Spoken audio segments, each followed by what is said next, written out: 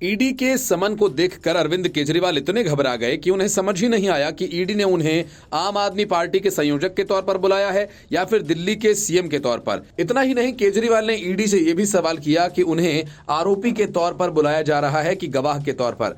केजरीवाल को इस बात का भी अंदेशा है कि ईडी ने समन को बीजेपी नेताओं को लीक कर दिया है। अरविंद केजरीवाल ने कई और बहाने बनाए और ईडी के सामने पेश होने से इनकार कर दिया। सूत्रों का कहना है कि अब ईडी अरविंद केजरीवाल को हाजिर होने के लिए दूसरा समन जारी करेगी।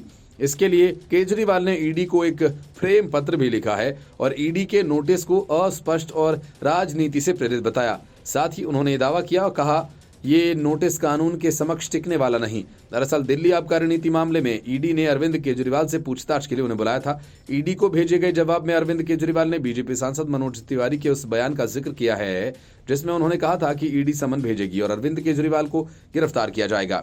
ईडी के नोटिस के जवाब में अरविंद केजरीवाल ने जवाब लिखा है, ईडी के समन से पहले भाजपा नेता जिस तरीके से बयान दे रहे थे, इससे ये पता चलता है मेरी छवि खराब करने के लिए कुछ भाजपा नेताओं को समन की कॉपी लीक की गई थी।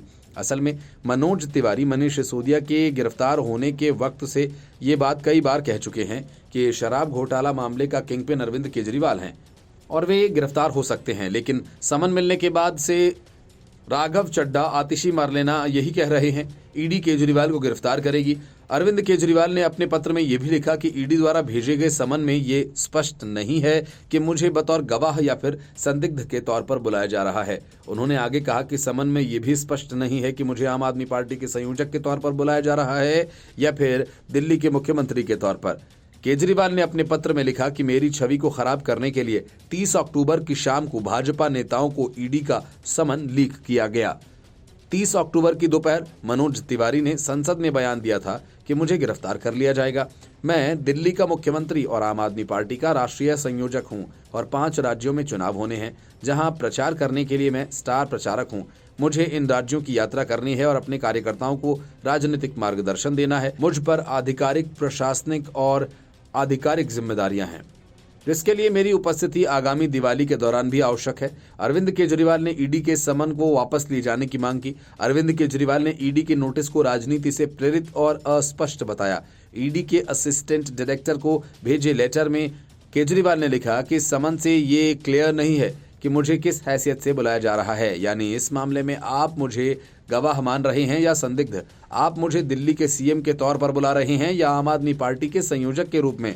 ऐसा लग रहा है कि ये मछली पकड़ने के जाल की तरह है।